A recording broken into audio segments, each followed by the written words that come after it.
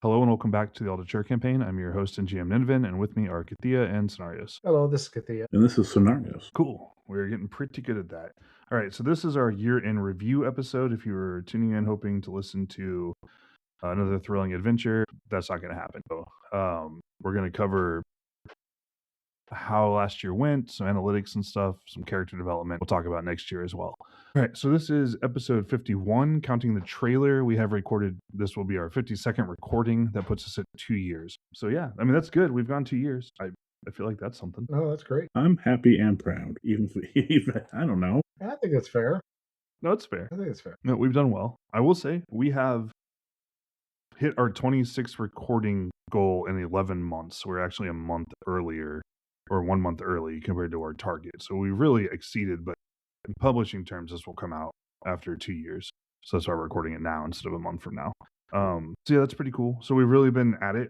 Once again, we've hit our targets for 26 episodes, 20 plus actual play sessions. We did 26 episodes and 23 actual plays. We did it a month early. So that's good. That's victory. We won at those goals. And we have continued. So we've now at this point, guys, we've played 46 sessions of this game. This is by far the longest campaign I've ever ran. Good. And still Yeah. fresh and exciting.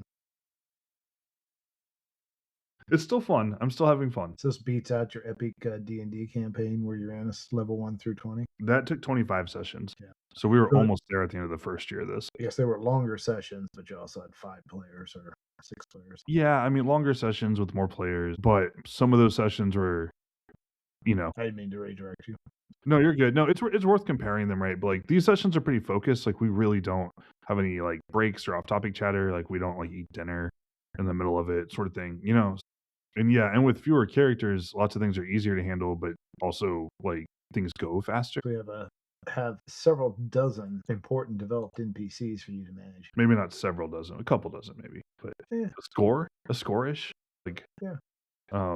Yeah, There we go. Let's use the score so we can use that term once. So Makes you important. sound- So important.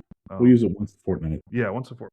We are a fortnightly recording, but we release fortnightly. So yeah, good times. But yeah, so that's kind of where we're at. Yeah, I would say this is the longest campaign I've ran by calendar. I think that's probably fair as well. I think it took like a year and a half to run the D&D campaign. So the 2 years, this has been the longest campaign in time. It's been the most sessions. It's probably been the most stuff, like most time in character, like actually doing the game as well. The D&D came out pretty close just because they were such longer sessions. But yeah, so yeah, it's been a lot. So it's pretty cool. You think the recording and podcast had an effect, like compared to if we were just playing online but not recording? No, not really.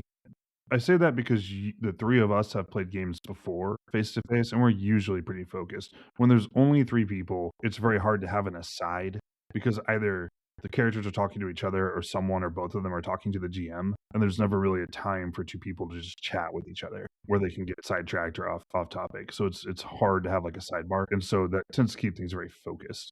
If there were 3 players, that might be a little harder. But again, the recording would help in that sense. I think we saw that during COVID. We had a larger group online that because we're all on the same channel, it tends to keep people fairly quiet because they can't really talk over each other the same way like you can actually like physically be a little off to the side and chatting quietly at the table. And so there was some chatting in the typed chat during COVID, but not much. I was also wondering if it made it easier for us to schedule. I know the calendar is often the killer of many campaigns. So if us scheduling and thinking about, we want to try to release an episode once a fortnight, if that kind of has helped us with making sure, hey, we record X number to pump out or not, compared to, well, we're going to get together and play when we get together and play. I don't know. I just, that came to my mind when we were comparing the two. And I remember scheduling sometimes. In that in-person game of trying to get together and say, well, I got this, I got that, I got this. I would say that I think, a couple things help there. Number one, there's only 3 of us, so that's easier to schedule than 5 or 6. Since we're online and we are the same, time zone and all, that it's pretty easy to find a night we can do that. So I think that helps. But I do believe, I don't know how many more, but I'm guessing we played, 10% more sessions or something like that, just because we've all thought, oh, we need to get recordings done so they're ready to be posted out there. But I don't know. That's just my personal gut feel. I think it helps a little. We've generally maintained a buffer of about 3 months between recording and releasing. We have like a 1 quarter buffer. And I think so in that sense, the time pressures have never felt too severe. And we're usually like right now we have technically a 4 month buffer. So things haven't felt too severe, but I think it helps a little bit because we're doing something other than just playing. Like there's a second thing there that says like, hey, you should probably get together and do this. But not much. I don't think it helps much. I think being a small group online are really the two things that really make it easier. Okay. Well, No, I mean it's a fair question, but I don't think it's done much. I think if we were just playing, the things that wouldn't exist would be the 2 year in review episodes and the chats where we've just like those are things we scheduled to make sure the buffer stayed full. Yeah. Where we all three just could not make something work, and so we'd do a chat with two people just to make an episode. Those wouldn't exist. The years in review wouldn't exist, but that we might have played instead. So hard to say, you know. No, that's all true. We've also had the ones that we might have done anyway, where we played one of us there for a session because it was focused on our character. And I suspect we did it a little different just because we knew we kind of were set into a set format of time and all. So we're like, we're not going to have everybody sit here and do this because it's going to probably take about that 2 to 2.5 hour recording time to get through. And so we're just going to, have one of you show up and do it this time, and next one of you show up and do it next time or something. Mhm. But I don't know. We might have done that anyway. Yeah, it's hard to say. Yeah, it's an interesting question. I don't think it's made much difference in our consistency, but it probably has changed a little bit how we do some things around the edges. So yeah, so if you want to play a game with your friends, highly recommend small group online to make a podcast. It'll probably help. I think part of us being a small group, though, is we're all focused and all in the same, interested in the same thing. So that also helps. Yeah, it does. As you get a larger group, it gets harder and harder we're discussing elsewhere, to have that focus where we have that one game. We're gonna we're gonna run this. Yeah, and I think too, like you mentioned it, but every person you add, like scheduling difficulties are not linear. They get worse. The more people, it's not one person per person of difficulty. Like every time you add a person, they can conflict with everybody else. And every time you add a person, there are more people to conflict with. And so scheduling can get really wonky if you're not careful. I think oftentimes groups that really have trouble scheduling would benefit from cutting one person. It's just that those are hard decisions to make. Yep, I agree. Cool. So that covers kind of our basic targets. We have definitely hit our recording targets and our play targets. So the campaign is proceeding at least as fast as I wanted to. It's actually proceeding a little faster than I thought it. Like I thought 20 sessions, like actual play sessions a year was a good place to be. We've hit 23 both times. That's pretty good. So I'm happy with that. I guess we should talk about our principal goals next. Last time we did a review, we kind of outlined like our goals, and they were things like play the game, have a podcast, learn about podcasts. Viewership is cool, and I mean we're putting out here so people can listen to it, but like we're not chasing a number or trying to like monetize or something like that. So those are kind of the things. So I guess first of all we can talk about like playing the game. I think overall we've hit that goal pretty well because we've recorded enough episodes. We've hit enough sessions played, and I think we're progressing pretty well. These are going to be shorter because we're going to talk about some of this stuff more in depth. As far as having a podcast, yep, still a podcast. Okay. Yeah, still releasing episodes. We've only had one real snafu with releases where a file got corrupted near the end, like just the last couple minutes of it. And so I couldn't pull it out to edit it. It just wouldn't finish processing. And that took like Riverside. I contacted their customer support. They were unable to resolve it. They escalated it to their engineers and had to work on like a novel solution basically for it. But they fixed it. And so it ended up fine. But that was like our one, like we had one episode release a week late because I couldn't edit it. The reason, like we have a buffer, but my personal life was busy last summer, and so I fell behind on editing, and then I wasn't able to do it on time. So that's partially my fault, partially the software. But overall, we've done pretty well on that front. So I'm happy with that. We haven't gotten anything taken down. We do now have a YouTube channel as well. We've had that since September, and it's doing okay. It's getting views roughly apace with the podcast on the podcast platforms. So it's been around for not quite a third of the time. It has about a third of the views. So it's doing okay. It has gotten more comments because the podcast doesn't get comments for some reason. It's easier to comment on YouTube, maybe? I don't know if it's easier or if it's more like a part of YouTube culture. It might be because it's sitting right there, like under the video, instead of having to go like pick it. So that might be part of it. But we haven't gotten a lot of YouTube comments. But we had a couple of viewers that cruise through and comment on it. So that was cool. We like hearing from our viewers. I mean, it's neat. But yeah, so that's good. We're still a podcast. We're also YouTube. Though if you're listening to the podcast, the YouTube is just the podcast on YouTube. There's no video. There's just an image of our clip or cover art. So it's not, you're not missing anything if you're not over there, is what I'm saying. So it's the same. The third goal, learning podcasting. I don't know that I've learned a lot this year compared to last year. I learned how to do the YouTube stuff. So that was something, like it's a little different interface, but it's not complicated. I learned how to export all of our podcasts to the YouTube automatically from our Spotify feed. That was the hardest thing to set up. I was going to ask you pretty much have to do that because you think that's a lot of memory to pull down and back up. I guess you can do it with a high speed connection, but yeah, no, it pulls it off the RSS feed for the Spotify. It just pulls it to YouTube, so it's getting it from our Spotify. Okay. It's pretty straightforward. I only have to upload it to Spotify. And honestly, Riverside is now offering hosting. So you can host directly from Riverside and then it will feed it out to everywhere, like Spotify and everywhere else. We might do that. I don't know. Because then it will incorporate YouTube's analytics into an analytics page. Whereas right now I have to view YouTube's analytics separately from Spotify for whatever reason. And then Spotify will give us, and they are different. So I know I'm not double viewing them. And Spotify will give us everything else. So like Spotify will give me analytics it'll tell me like, hey, this many of your episodes were viewed on Pocket Cast or from a web browser, stuff like that. So that's kind of interesting.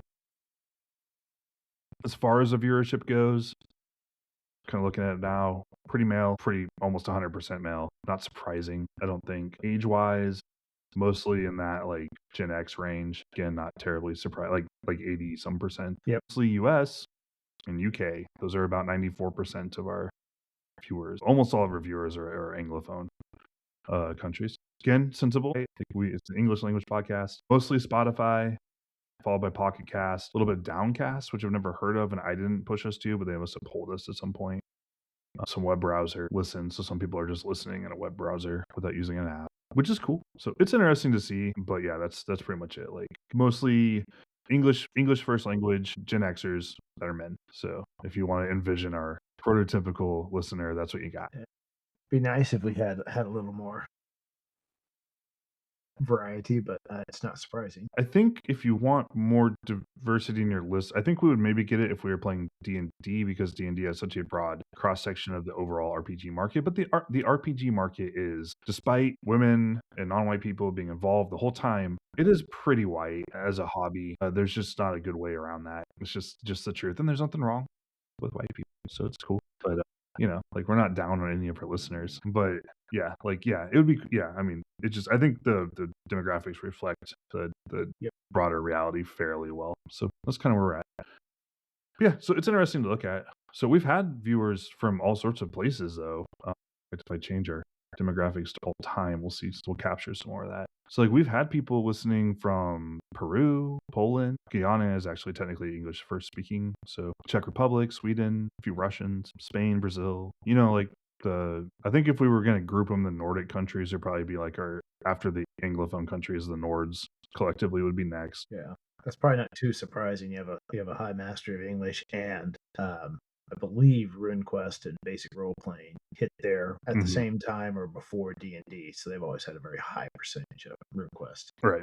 So yeah, so it's pretty cool. So it's interesting. It's cool to see. I'm glad that we're reaching a fairly wide audience. It's a small audience, but a fairly wide audience, and it's cool to see. Viewership-wise, we have 29 subscribers, so it's gone up quite a bit. It was 13 at this time last year, so it's risen quite a bit. We had 30 briefly, but then someone left, so.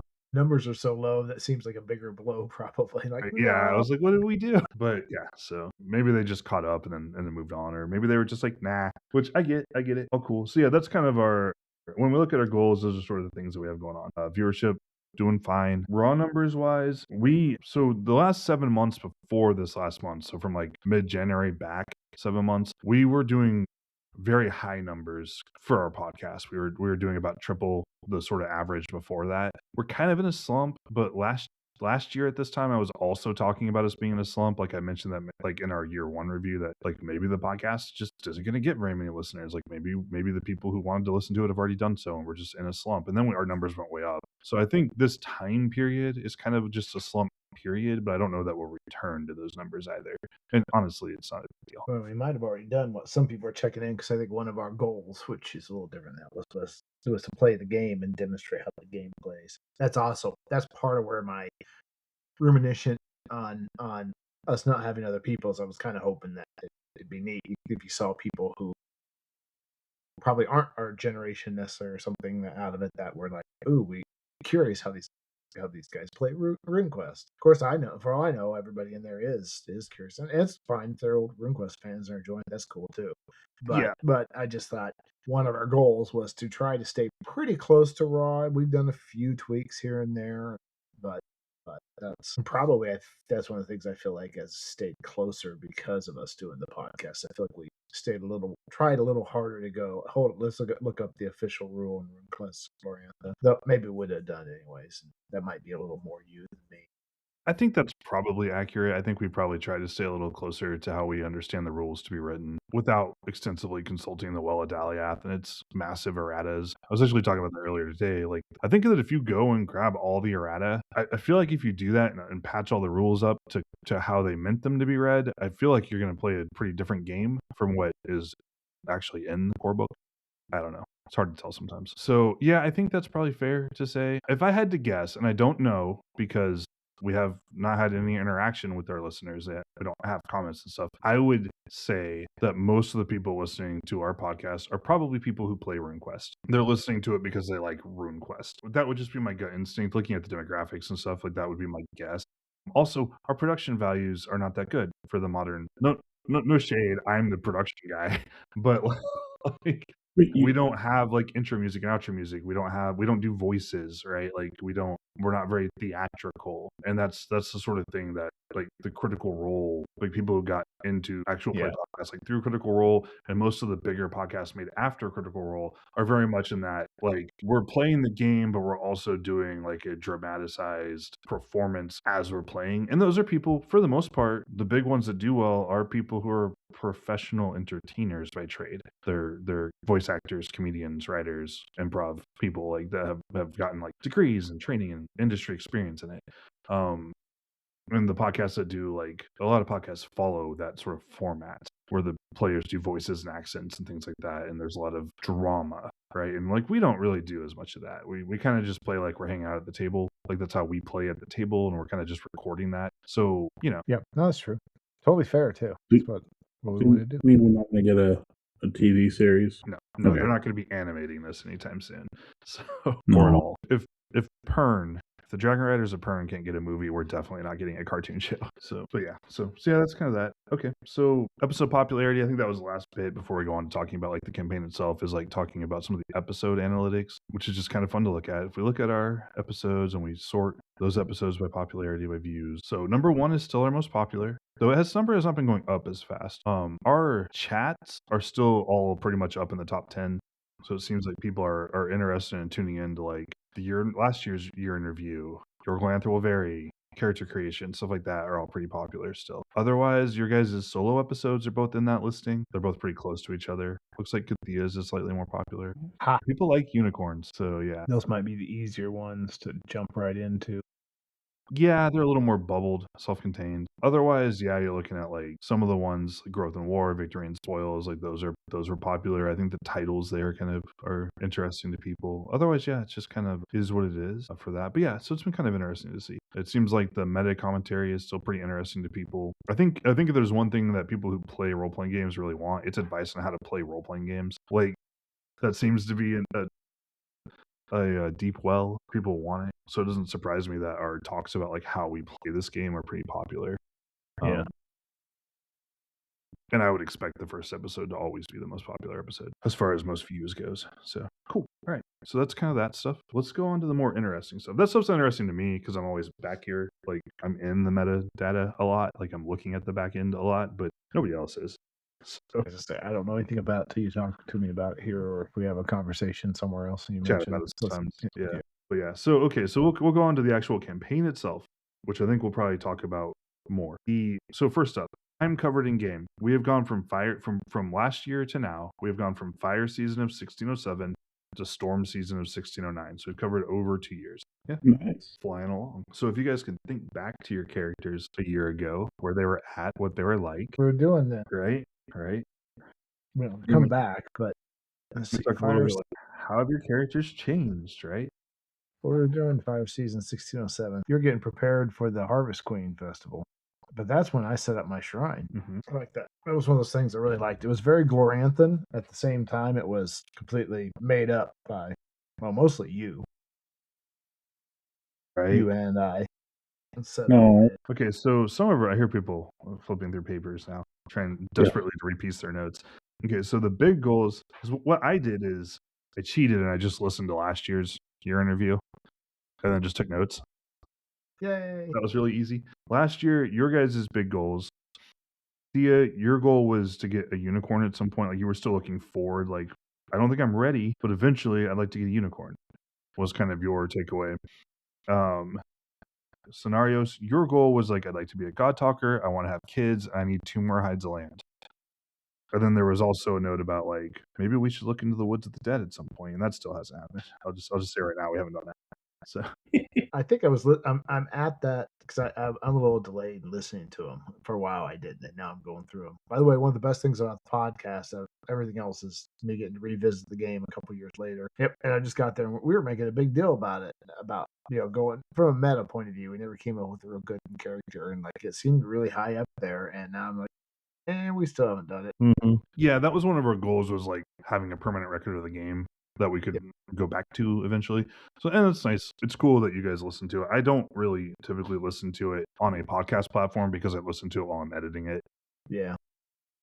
Which takes longer than just listening to it. So I usually, if I need to, I take some notes while I'm doing that to flesh out my existing notes. You're welcome. Hasn't mattered too much. Yeah. So those were kind of the goals, but like that. So thinking back to that, right? Obviously, scenarios, you were not married yet. Thea, you did not have a unicorn. You guys have like a lot of things to change for your characters. So let's kind of talk about that. Well, so Scenarios went from thinking about just doing a year marriage to getting married and then getting married for love. Right? Gross. And then the God Talker and the Hides of Land thing came, but like hit all those, and then the biggest goal that I didn't have that I should have had was a changing relationship with Scenarios' mother. Which had a big catalyst there in that following Earth season. But yeah, true. Yeah, you've experienced some drama. You've had a sibling like die and come back and leave, like go, like change cults and leave and all that stuff. And your mom's relationship with her has been kind of complicated. It's no less complicated. It went from her being overbearing. To be fair, she was always a spy master. We just didn't realize it. True. And to be fair, this is more about, and we've kind of talked about it before, but like it's not like a James Bond sort of situation. It's more of like she has a wide network of people she talks to, and when she needs to know things that she can't see very well, she will ask them to like talk to your friends, make a friend, and then talk to them. So it's not really like she's not placing KGB agents in deep cover or like sneaking itching powder into the like lunar stateroom. Just chatting with people a lot, and occasionally encouraging people she knows are drunks to spend a little too much money on or get a little too drunk, so they'll spill their secrets, stuff like that. Like, but it's not like spy games. Yeah, but I hit all the goals and then kind of built off of them without meaning to. Like the whole Baron's kids subplot happened. That is true, and that has continuing repercussions. So I don't know what you're talking about. Some of which haven't happened yet. Yeah, I know. But yeah, so that's cool. I think you've seen a lot of. If I were from an outside looking in, I would say the big changes with Scenarios as a character are that she has continued to pretty aggressively more align her personal life with the clan and her family, instead of being kind of like in between those things. Like she'd already committed to like Pelora, but like now she's gone through ritual. She has more land. She has more standing in the clan. She has a husband, children, like a lot of children actually, like 5 of them, and things like that, where we've kind of seen her like attach more strongly to the clan structures, and that's kind of where she finds her, I don't know what the word would be there, fulfillment, I guess. Yeah, she's not giving up adventuring, but if she had to, she'd probably be okay. I will keep that in mind when I'm inflicting grievous injuries on characters. Thanks. No worries. I will once again remind the listenership that I have lost more characters than the 2 of you combined in our shared history of RPGing together. So I'm sorry. That might be true of everybody I've played with, period, during the times I've played with them combined. Maybe I do have a problem. Maybe I should think about that more, but not right now. Right. Kathia, Yeah. how have you done as far as time covered? How has your character changed? Not just mechanically, but changed as a person, I think is more. No, I've definitely. So I mentioned last time. So she's got some big things. You mentioned the unicorn, and of course, when I built Kathia, and for those that don't know or don't remember, I'm pretty sure I mentioned at some point. Kathia is a character that I originally built, I believe, in the 90s, so over a quarter century ago, Well, as a character you play in a game, actually an early online game where I lost a character who died in play, and brought her in, and that campaign folded after she was only around for a short time. And then I brought her in once with a campaign that you started, but unfortunately weren't able to keep running, to drop out for real life reasons for a while. And we brought her back around now. So I had goals, and it was always about being Yolorna. It was always about embracing the things she would need to do to get the unicorn and to go for Rune Lord. I mean, the big mechanical things were definitely a goal from the outset. So getting the unicorn was great. I love the hero quest. I love the symbology. But you asked me, is it going to be a mundane one or the other side? It's like definitely the other side. Yeah, go for broke. I did that. Things I didn't expect coming in was when I looked and said, well, we get small salamanders, and mechanically it's like, yeah, medium ones are a lot better. But also it was very thematic to go, hey, we have some little volcano lava pits, whatever they are, hot areas or whatever. And it makes a natural site for us to go, hey, we can have a shrine there. So let's go build a shrine. So the fact that she has a shrine that she runs, maintains, and all, I don't think we ever gave that Star Captain a name, but I was just looking at it now. We did. Oh, we did? Yeah. Okay. I'm not seeing it in my notes. It says Star Captain. I wrote it down. Well, you know what? This may sounds very like Sumerian or like. Yeah. It's like. Oh, here we go. Enomatus. Yep, glowing one. So yeah, I would have been surprised if he didn't have a name. I just didn't see it until I said that for posterity and looked at my notes closer. So that was good. I think I mentioned to you. I think season 1 I mentioned how our cohort really. I kind of expect this with the games with the two of you, but I can see through her eyes and her have a feel for what she feels for other important people in the game. Certainly Solinorios, her cousin, who she's very close to. In some ways, no offense here, I know you're the PC, but I think she's closer to Elendor and even Mardina, or as close to. Maybe, I've mentioned before, Elendor kind of fits outside normal society in a way that Kathia does. So I always feel like they're kind of bonded, and Durdas, her brother, because they all sit outside. Well, for that matter, so is Kaler, who she's been so concerned with children and all that.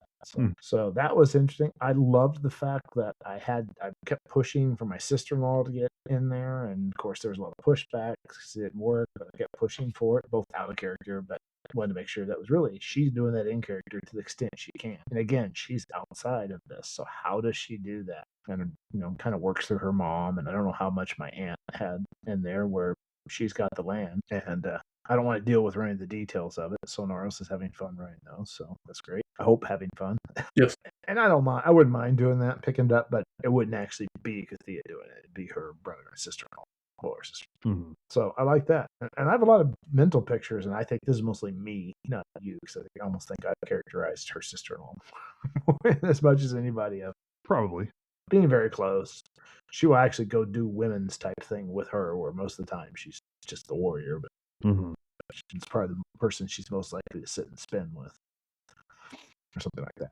Right, makes sense. So I don't know. I don't know if that's the kind of stuff you're looking for, but she does hit that thing that I like. I've had 2 RuneQuest characters that I've really had where I'm like, I feel like I can see the world through their eyes. And I see the people around them through their eyes. In this case, the people around are more developed, so I really get a feel for it.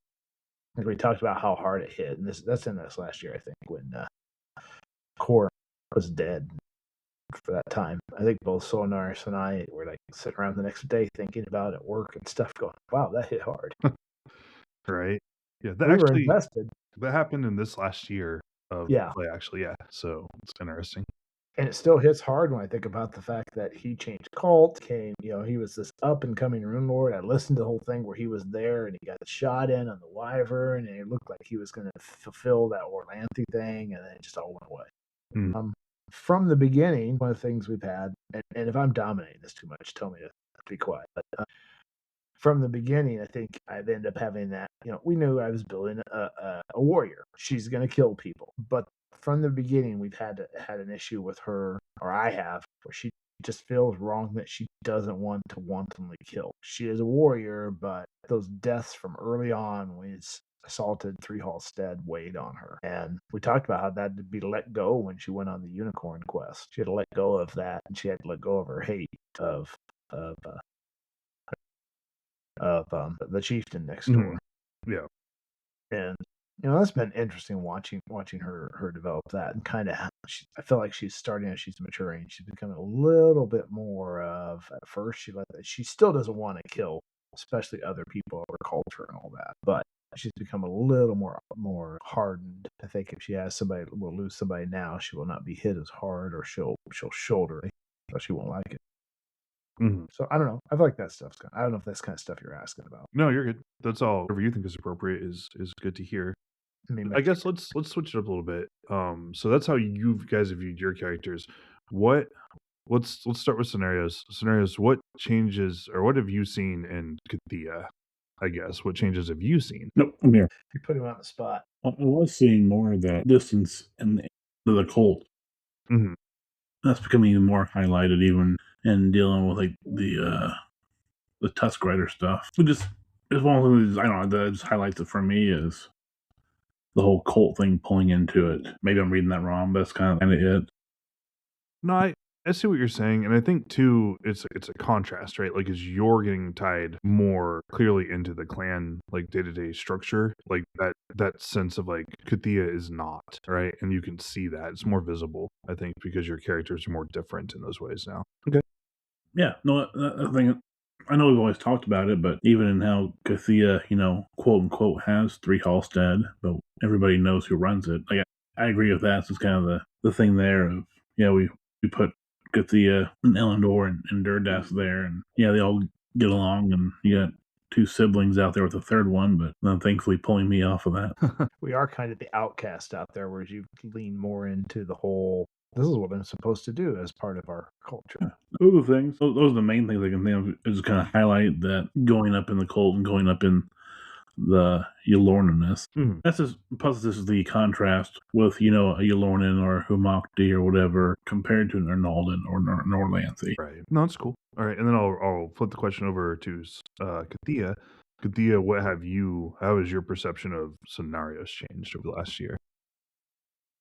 I think there's been a lot more probably here to talk about, because I suspect Kathia falls closer to a standard PC and a standard game in a lot of ways. It's like, she is a warrior. She stands outside the normal clan.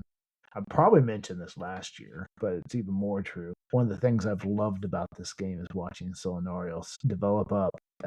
Definitely solidified, want to be a woman that fits the traditional woman's role in our clan, but of course that doesn't stop me from being an adventurer and all, especially when she now she's got children and a husband, and she's got 5 hides of land she's managing, and she's moving up and being important in the cult. That was all kind of there from the beginning, but I really love how she's gotten to embrace that, and mechanically how it's all supported, as well as how it's really leaned into it. So it seems like a real driver now is family and family connection. Of course, that's why a lot of her, connection with her mother now is no longer nearly as fun to listen to. I'm lying. It's good, but you know what I mean. When you listen back to the old podcast, you can hear the tension. Like, it feels like the real tension. Like, mom walked in the room. I don't want to have this conversation. It's awkward. Now it's like mom walked in the room, and we're more on even kill. And not only that, not only has Solinarius leaned into it, but it's she's risen in power enough. She's far more a peer with her mom. That's true too. Yeah. Yeah, they're not as far apart in terms of like clouds or magical capacity or things like that. I mean, I think it's before the 1 year mark that she dropped the It was. Marin Gore, but still it's leaned in far heavier. I feel like in some ways Solinarius may not have been as solidified as from the start too. I feel like there was more up in the air and where she would head. So I've enjoyed it. It's kind of fun to watch her be a really powerful, strong warrior. and go home and be a mom and farmer and brew beer and has all supported. Yeah, no, it's been pretty cool. And Go ahead. the thing I like about the system is, I think, compared to, I'm going to talk about this before, obviously, you can play Glorantha Sims, basically, and the system supports it, like, I think. So Yeah, I agree with that. I think Glorantha is a game where you could have fun like running an inn, and the system would actually help you with that instead of just kind of being at the side of it. Like, which is a weird thing. Like, I see a lot of D&D groups, like online at least, talk about like that sort of like people want to have like an inn or they want to have like a business or something, and it kind of becomes like a very like the adventures happen, but a lot of times like a lot of focus is happening on those things, and it's like to compare the games. I think RuneQuest has a lot more support for that baked into the mechanics of like having spells to like keep your house warm and help you make a home safer or make a business safer, or just skills like manage household and things that just don't really exist. So yeah, and to comment from a meta view, I think as a GM, I think Scenarios has changed more than Kathia as a person. But I think the reason, and I do kind of agree with Kathia, that part of the reason for that is that like Kathia as a character had been played a couple times before and was sort of like an image that was being brought to life, like something that you've already clarified a lot, and you're just like, I want to go do that. Whereas I think Scenarios has grown as a character because the player has also been figuring them out as we go. yeah, 'cause when I first created her, I thought the Marangor or Nala thing was going to be a longer division, and we tried playing by email and then getting into the podcast. I'm like, no, this is where we're at. But it was natural and right. I agree with Kathia there a lot of times, like not emotional, but I go with intuitive responses to things that I know that me as the player in real life would not do as me, but they're right for scenarios. Makes sense. Yeah. And I think both are valid approaches to a character. Like sometimes you have a character and you're just like, I know exactly what I want to do. I know exactly who this person is right away, or because I've been like working on it for a long time, I just want to like do that thing. It's like Kathia's grown, obviously, but I think she's had more of a solidified image to start with. And so it's really more of like pursuing certain goals. Whereas I think Scenarios has had more room to be explored as a character and like figure out what's right and what's not. So those are both, I think, good ways to play. There's nothing wrong with either of those. Sometimes you just know exactly what you want to do, and sometimes you don't, and the character doesn't. So I also think what I said before is also very true that Thea falls into far more of a traditional role playing adventure character thing to begin. So it's just a little easier there. It's like, well, this is kind of she would have fit as a character back in RuneQuest 2 pretty well. mm-hmm. She certainly could have played Solnarius, but the system didn't support the character the same way. True.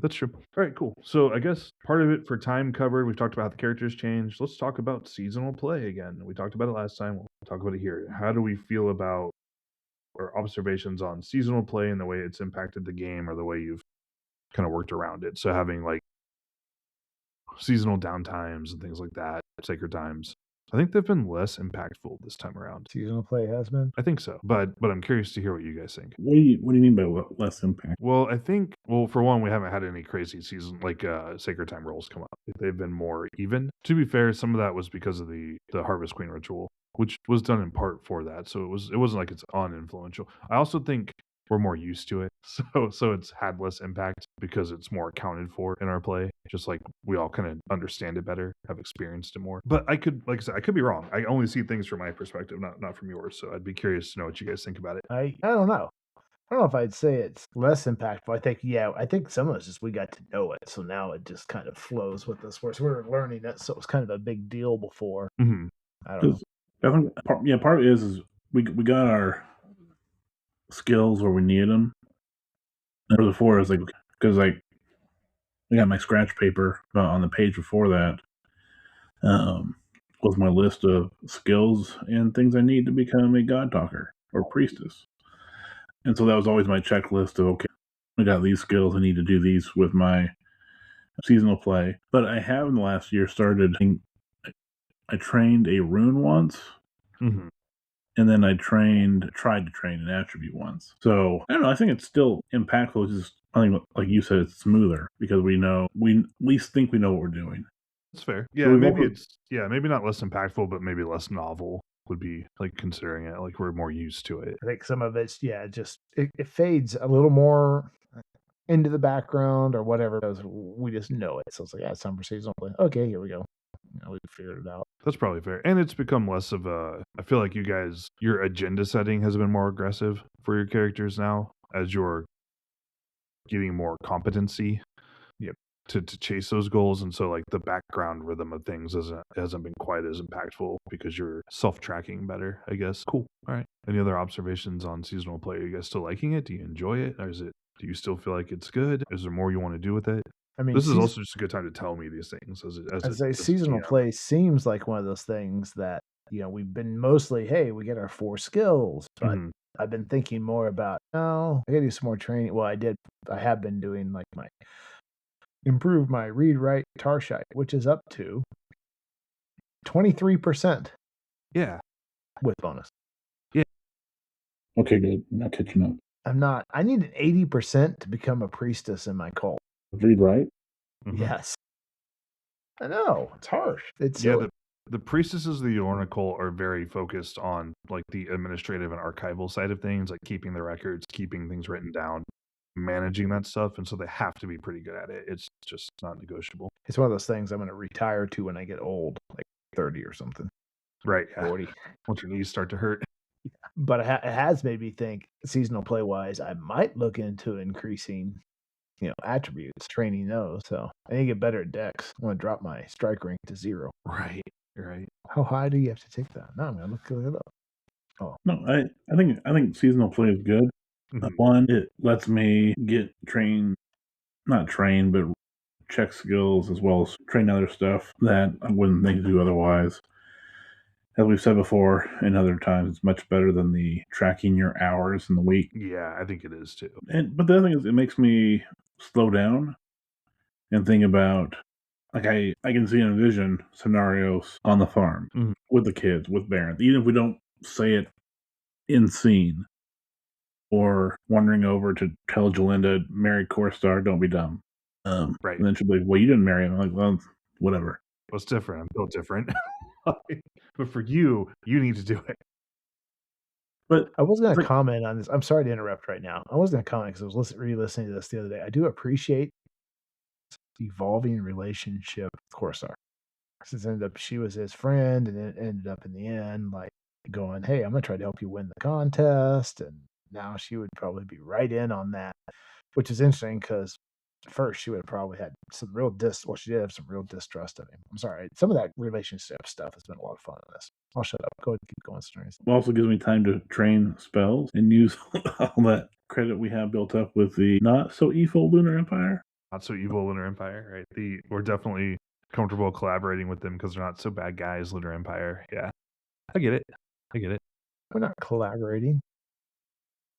Sure. Yeah, no, I think that's an interesting observation, and something that I would agree with is that even if having like that seasonal downtime, what are you doing when you're not on an adventure? How does that affect what skills you pick?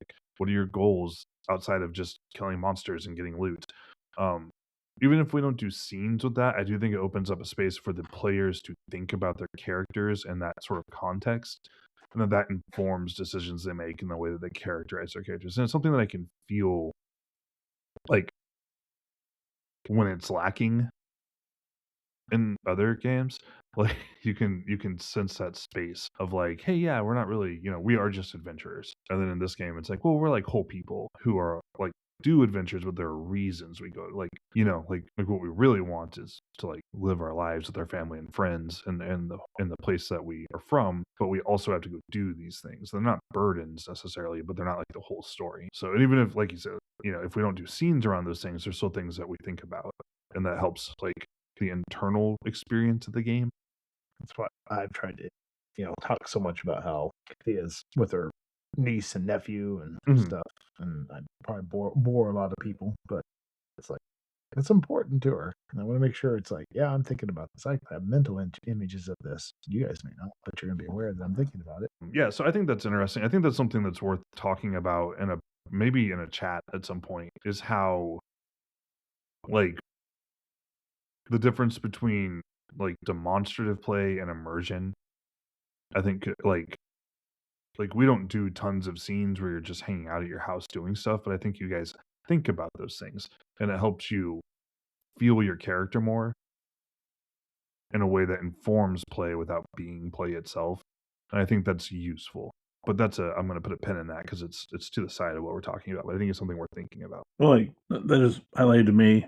I don't know if my voice carried it, but when you had the Tusk Riders attack our clan, when there was the one right outside the house with Barrens and the kids in there, I had the feeling you're going to get the most. That was the most violent Cenarios has felt in me, even more so than fighting the Great Troll or whatever, because she knew there was no. Barrens is an okay farmer. He's not bad or lanthy, but he's not a complete adventurer. No, yeah, I think she's a better fighter than him. I don't think there's And a problem. so- She's a better fighter. So yeah, we almost had. I'm glad it worked out the way it did, but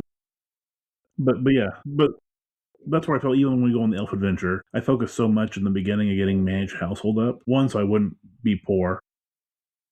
Right. But you get to things like that and the farm and all that. Those are things you normally don't see, like in previous campaigns, even of RuneQuest. But I think they're good skills because I feel those come out when we go there. Is Cenarios is the one, she's the party mom, but also the one who jumps in the most to like dig the ditch and all that. So No, that's cool. Makes sense. Yeah, and that's something we'll be talking about in our next session is getting a clearer picture of the state of your guys' defenses because they have decayed over the last few years in ways that I think we've talked about, but I'm not sure we've competently put that image together. So we'll talk about it more in another session. Next session. Speaking of digging ditches. But yeah, no, that makes sense. Yeah, that's cool. So yeah, anyways, I think we're good on the soft narrative changes to our characters. Let's talk about mechanical growth. How do you feel you've changed mechanically and what have you pursued? So like rune status, spirit magic, skills, gear, stuff like that. yes, all Yes. the above. Yeah, Cool. because Yep, that happened. yeah, well, 'cause in the last year of play, Mhm. because when Corum got killed in that same ones where we got the iron, which let us give it to our temples, and then I got my magic items. Well, as since then I've picked up a fair bit of rune and other magic, almost tapped out, and then also an allied spirit, so I'm doing pretty well. Yeah, I would say so. Mm. No, it makes sense. And then Cynthia, same for you. Like your rune status obviously hasn't changed, but I think you've hit all the marks but time now. My character's definitely powered up quite a bit. I've got the unicorn now, Elstar. I've got several magic items, that we talked about getting my shrine earlier, which I love thematically, but let's face it, it was driven by mechanical desire to summon up a median salamander, which I used one time, but to great effect. No Yeah. complaints. You'll probably use it a few more times in this campaign. Yeah, I'm guessing. Yeah, all my skills. I mean, I was pretty good to start with. I was built around a Thane, a warrior background, and so I started off mechanically effective, but I've gotten far more mechanically effective. Yeah, I think I've got a total of 7 or 8 abilities if you look across everything that are up in the 90, 100% plus range. Mm-hmm. That does include things like passions and runes. Right. My devotion to Yolorna being up at 93%, I think makes perfect sense the way she's role played. And, I have a fire sky purity element all the way at 100%, which I think again makes sense. The death crawling up to 88 is kind of concerning, but yeah. But yeah, I was thinking like ride horse and worship Yolorna, and I've got, I think, 3 different combat skills, all over 100%. That's getting up there. I've got 15 points of rune points now. I'm to the point I can't learn any more spells. I know because we're a small cult, and I'm not going to expand beyond it. And I'm full with spirit magic. And that even includes 6 points bound in 2 armbands. Right. That was one thing that did happen this last in-game year and the last few months of this campaign is that you both buckled down and like filled up your spirit magic more or less. Yeah. So. Yeah, and I was looking at the character the other day thinking about how decorated she is. I mean, I've got a fancy helmet that's been well decorated by my cult. I've got the beads woven into hair from the elves and she gets them for everything else that represents what we've done. I've got several magic crystals. I've got a stone star and a wyvern claw on 2 different necklaces and a silver arm ring with from Yolorna that's got things in it. A silver ring she wears on another hand. So it's like there's a lot of bling going on there. Silver dagger with the silver scabbard and yeah, there's a lot there's lots of stuff like that. And Cenarios is similarly decked out with like a huge run of stuff. I also think it's very cool that I've got the bracelet for killing mini tusks, and I've also got the armor almost shoulder to feet armor from a creature we killed in play. Yeah. So it's just very. By the way, I love all that part. And that's always been part of RuneQuest. I really love that. I don't know. There's something very thematic about all of it. It's not just like a generic. Hey, I got a +1 sword. Yay! It's like, no, I have this thing that's tied into what we did, that we killed, and then we skinned it, and we took it back, and we paid somebody to manufacture it for us, and emotionally, I'm attached to it. It'd take a lot to get me to replace it with heavier armor, and assuming I even could. Makes sense. And yeah, I mean, I guess it's worth considering too. Like scenarios, you've picked up a lot of stuff. You had more stuff to start with, to be fair, because of the nobility and having more money and jewelry and like heavier armor. So you probably felt less of the mechanical heft of that, but you also have picked up quite a few items in this game. So Yeah, like most of my armor is the same, but besides that, my axe and shield are the big ones. But then you start getting into my necklaces and my Ronaldo ring, and you got the gnome, and I got a necklace with my allied spirit, and I went from 0 hides to 3 hides to 5, and at least 8 good cotters. Yeah, you've got some good ones now. No, it's pretty cool. It's interesting for me to think about. Is one thing is that like we don't talk about it all the time, but both your characters are really pretty like drenched in stuff. And it's not all magical, and it doesn't all make your characters better, but you're obviously like stinking rich as people. Like you're carrying more wealth than most families like spend in a year, kind of like casually. You're just sort of wearing it, like, and that shows up. Like you're covered in jewelry. You have nice things. A lot of that jewelry is magical to some degree, but it's just interesting. Like you have like weapons made of rune metals, things of that nature. It's interesting to me. And I think it helps too to develop your characters. Like it makes them easier to picture because a lot of that stuff is described, but it also has like most of those items you got from a thing that is represented by the item you have, and so it kind of helps your character like visually have a story. I think that's helpful too. So I like all those things. Cool. I agree. I really have a good picture of my character physically too. I've noted before, I think with the amount of stuff they're wearing around both of them. I mean, Solnorius probably sticks out more. We know it has more reputation.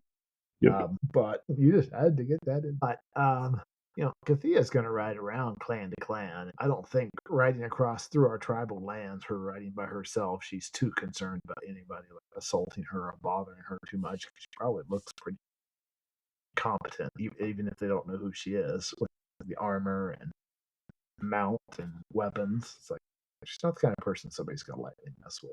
No, and that's something we've been talking about more as your guys' reputations have gone up. Is that even if they don't recognize you, neither of you are going to be mistaken for just like some random person on the street. Like you're obviously both important.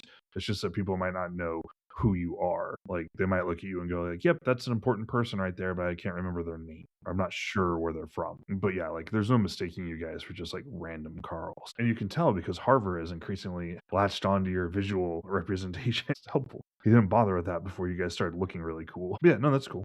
So we'll return to the question we asked last year.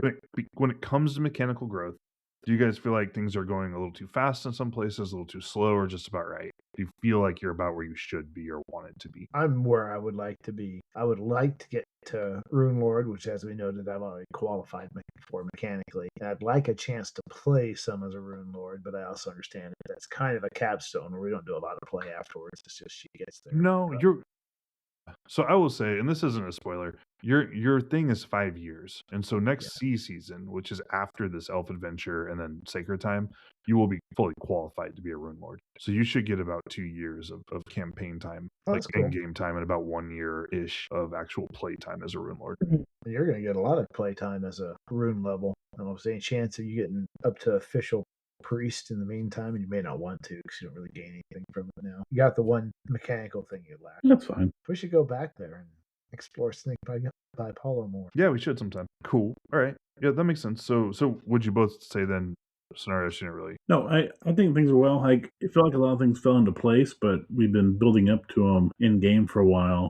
And I've been gunning for it. So yeah, cool. Yeah, I will say I think I feel again pretty comfortable. Like you're both more or less where I thought you'd be at this time.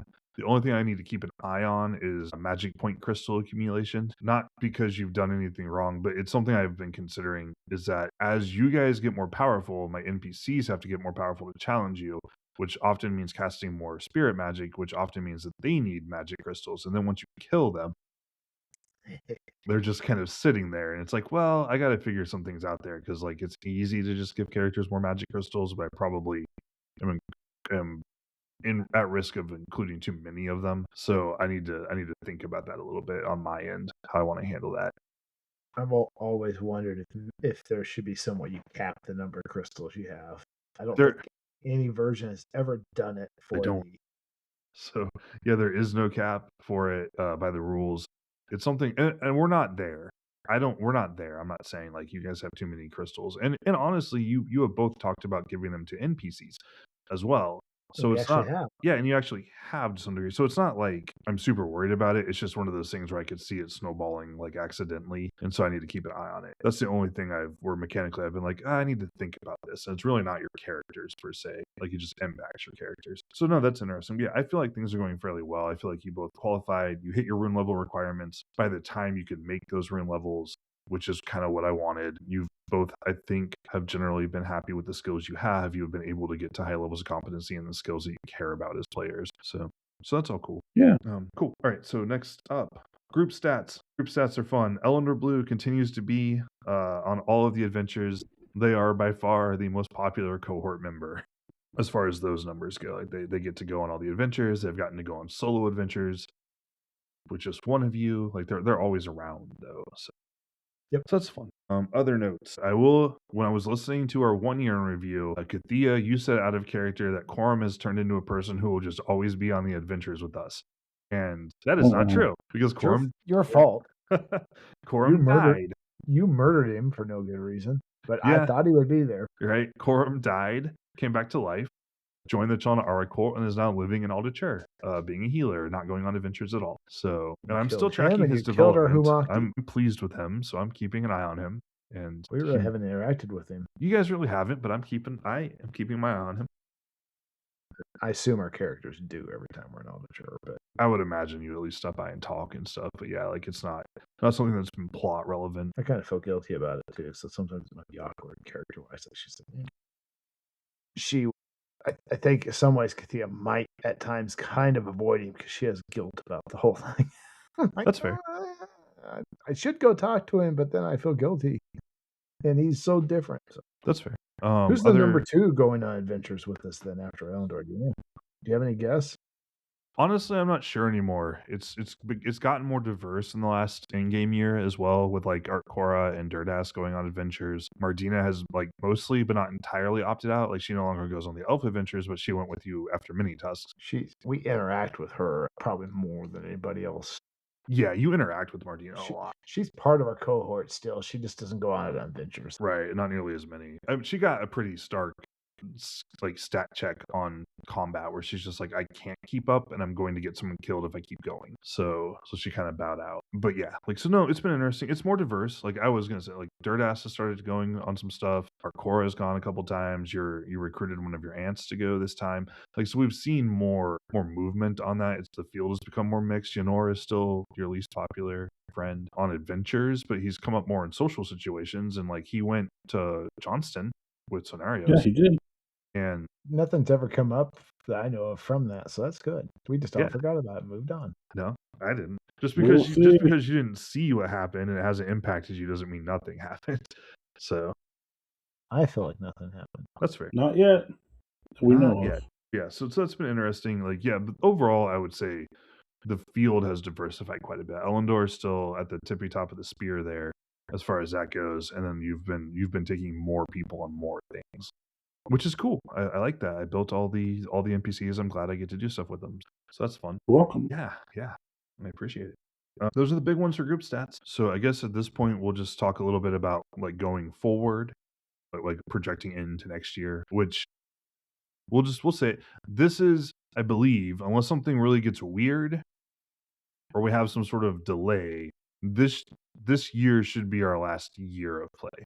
When we do our year 3 review, it will be our campaign review. I'm projecting. That is my belief at this moment. So we're kind of like looking at our final year of play, probably 10 months or so of play. So with that said, let's talk a little bit about character goals. What are you guys thinking going in? So we've got a little over 2 years of in-game time to cover. We've got year-ish of play to cover. How do you feel about your goals? How do you feel about the Lunars? You go first. That's okay.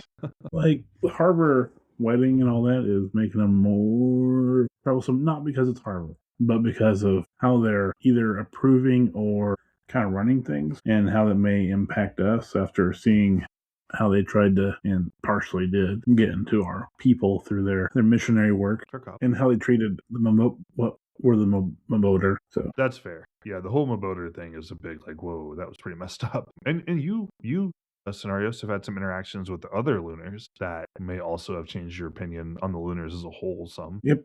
The evil one down in Johnston. Like, before we just knew random lunar soldier or Felina, the good witch up in Right. Ultiture. Right. Or the eminently practical, like, lunar garrison commander who you just had business dealings with. But yeah, you haven't really met like a mean lunar up until then. So, Yeah, that's a part of me. It's like, I hope Nineveh forgets about her, which I He know will you not. wouldn't. I know. you will not forget. Cool. Kathia, how about you? How are you feeling about the political situation, the lunar situation, that sort of stuff? I guess fairly neutral on it. Like they haven't been a real problem for us. I've Mhm. tried to do, we kind of stumbled into it, that first year where we like, hey, food, and they came in, we're like, yeah, here's our chance to, put your heads and check things out and all. So I've definitely taken more of a step back from them as far as we will work with them, but we don't want to get overly friendly. And at the same time, I'm not feeling like they're direct enemies, and Right. I haven't run into the nasty evil ones. The ones I've ran into have generally been pretty. I mean, last time, like, hey, do you want to come see the wyverns and visit the little baby wyverns? And it's like, sure. You're like, no. Yep. Right. No, I'm waiting to shoot them out of the sky with my bow. Right.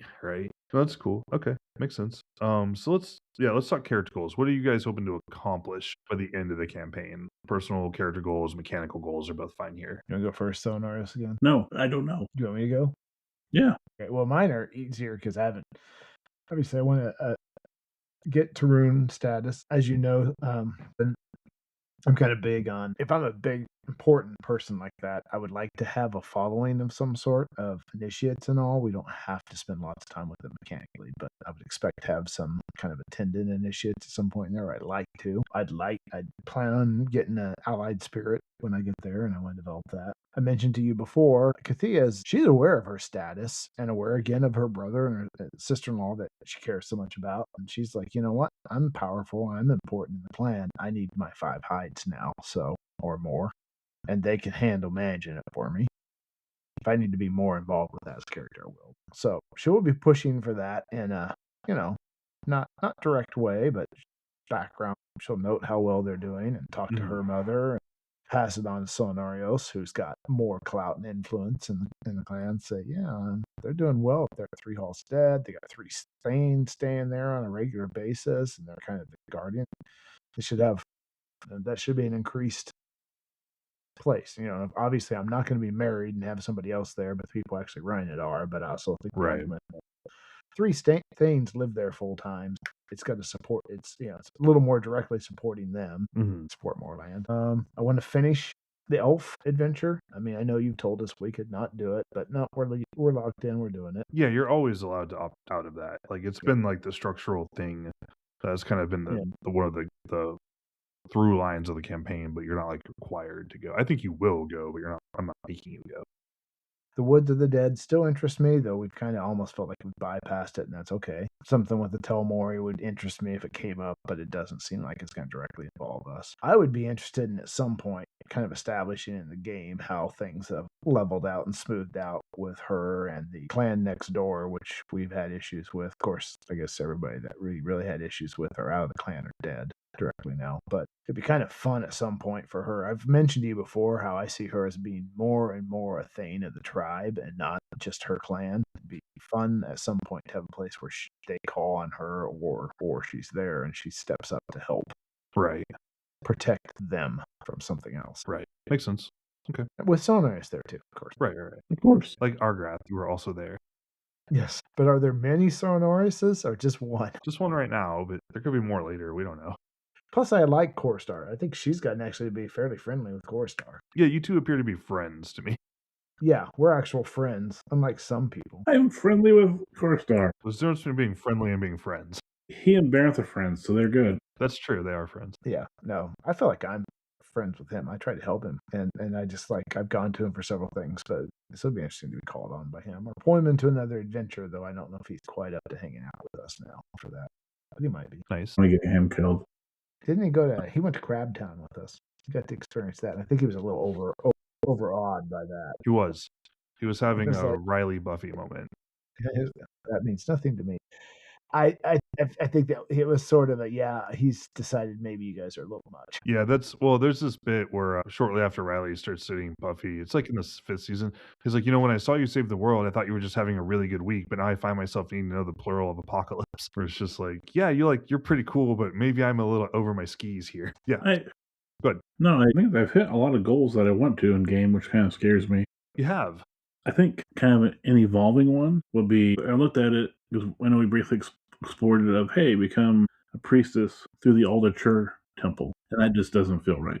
But I think doing a tribal thing as well, I think is the next step. Because I don't think the clan ring is going to allow either one of us to be a part of it yet. One, there's not an opening for me that I know of. And two, I think maybe getting in, not quite the queen's entourage, but kind of close to that might be a place to be as an Alden or more of a Peloran. Makes sense.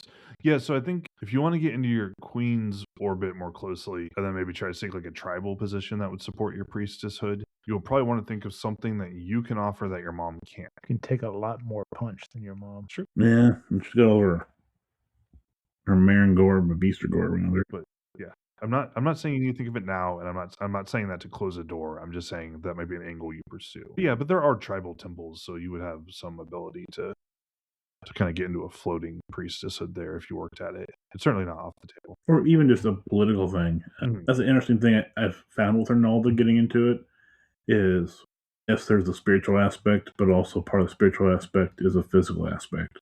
And not just the I fight as a champion of Arnaldo, but Yeah, playing that influence game, the soft power stuff that Arnaldo is supposed to be really good at. So there's always another way. yeah, And I pull out my axe. there you go. Sometimes the way is violence, but that's kind of a funny list of sayings where it's like, yeah, it's like Arnaldo's like, there's always another way, but doesn't mean you're going to take it. And then I think like Orlan's like violence is always an option.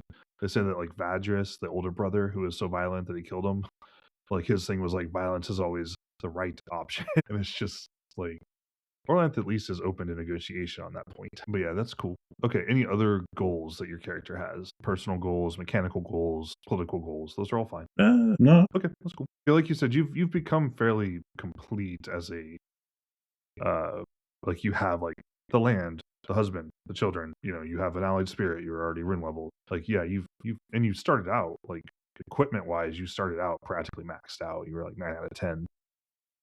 Yeah, that makes sense that you would be starting to be like, I've done a lot of those things. Like, because I'm at a point where I'm almost maxed out, mechanically. There's still improvement that can be made. Yeah, you're starting to get into the realm of diminishing returns. Like more room points would be nice. That's the big one. But yeah, like spirit magic and even leveling your skills, like a lot of them are pretty good where they're not going to go up a ton. You're both running into that. I'm trying to broaden out and become better at all those communication skills, but Sonaris is already better at most of those. Right. Yeah, that's kind of where you get, I think, at a certain point, the game's like its leveling mechanic kind of pushes you towards like maybe you should go try to get competent at some other stuff too, instead of just the 3 things that you're already really good at. Well, 5 things or whatever that number is. And to be fair, it makes a lot of sense. As we're starting to go, hold it, we need to be able to work more towards being connected to the clan or tribal ring and more up in our cult and all. It's like, well, we need to be good at all this communication stuff. I don't have to be quite as good at the intrigue and subterfuge and stuff as I think Solinarios probably does, but we can be more straightforward. I'm also glad it's a noble profession skill. Yeah, so you can just dump skill checks into it. Yeah, that has been interesting as your characters have grown and you've become more part of as your goals and interests have increasingly overlapped with like larger politics, like outside the clan, like you have been like, we need to get better at that. If we want to like make a difference here, like having a really good sword arm doesn't cut it anymore. Like you have to also have these other skills. So yeah. I can be funny sometimes, sort of a little, for certain values of funny anyways. Wouldn't Diminishing mind at returns. all if we could get away where we could start doing some of those for seasonal checks for me, but I don't know if we can do that. So I'm you'd have to change your Focus. job basically. And my job is going to continue to be a thing. Yeah. So like if you were to like invest yourself in the clan as nobility, right? So start paying that like I'm a noble tax, like the lifestyle money and and holding the land and stuff, then you could take the like noble profession because you're doing more of that work. But so far your job a lot of times has been like when you have land, you've abdicated direct responsibility for it to others. Sorry. No, it's cool. I don't mind. You guys do whatever you want with your characters. I don't care if you want to be a stick picker. Like it's fine. But I don't want to play a stick picker. I'm sorry. no one does. But I get it. Okay, cool. So that sounds good for goals. So what we'll talk a little bit here to kind of close it out is some goals around the podcast, things we did last year, things we didn't, things we're going to do going forward. So stuff we did, because like at the end of the last review, I kind of listed some stuff I wanted to do by that year. The things we did, we hit our recording targets, and we have a YouTube channel. Yay! So those are all good. Like, and the YouTube channel is doing very. It's a very YouTube is a bigger world than podcasting. So on their own relative scales, our YouTube is doing much less well than our podcast. In absolute sense, it's doing fine. It's getting about the same number of views a day as the podcast does. It's just that a good podcast viewership count is much lower than a good YouTube channel viewership count. You know, take it with a grain of salt. Things we didn't do. I said we probably wouldn't get music, and we didn't. But I opened the door to the possibility. I just didn't get it done. And at this point, I'm not going to change those things. This podcast, I think its tone and structure are set. I'm not going to make a year 3 change for its last year. So no music for this one. I think we'll get more serious about the next campaign having some of those things. Hooray! Yeah, you will get those things. We don't have an outro still. Like a official click the things, give us the likes, tell your friends, all that stuff. That's not happening. I tried to get us on Apple and I had the world's most miserable time of it and I gave up. I don't know what's wrong, but I just cannot get it to authenticate. And I spent like real time on it and I just cannot get it to work. And it seems like this sort of stuff just kind of happens sometimes to people and there's no good answer for it. Like I'm looking back at like Reddit posts and stuff over the last several years. Sometimes it just seems like it's really difficult and it just is. So that's that. On the brand management side, I've basically said I don't really care about socials and stuff, and that's continued to be true. I have occasionally mentioned us on like the Reddit, and that's about it. So I'll probably do another round of that as we go into year 3 and then leave it like at that. So things we're going to do this year, I'm going to take another stab at Apple. I'm going to try. I will try to get us on there. I think it would probably increase the number of people who are hearing this, but I don't know. It's a little out of my hands because I don't understand what's going wrong, but we'll try. Other things, this is a longer projection. When this campaign is over, we will be starting another campaign that will not be RuneQuest. It sounds like Heavy Gear is pretty firmly decided. So a mecha game. But that's a long ways off, but just keep that in. We'll probably longer term, we are thinking about, at least on my end, having a semi-regular how to run RuneQuest like podcast alongside that, just to kind of continue producing content for the RuneQuest side of things. But that's all in early stages, and I'm not making any promises about anything. I'm just putting it out into the ether. So, yep. All right. So that's year 2 down, guys. I think we're doing pretty good. We're heading into year 3. I'm looking forward to concluding the campaign and looking forward to seeing what happens. So hopefully that's all pretty cool. Sounds great. I don't really have anything to add to that. Yay, Sounds you good. should do that. I Cool. approve. All right, awesome. We got the approval of the players. That's the important part. All right, so next time we will be back in the actual play. We will be back heading out to the elves for the 5th time, and we will pick up there. So I'll see y'all on the next one.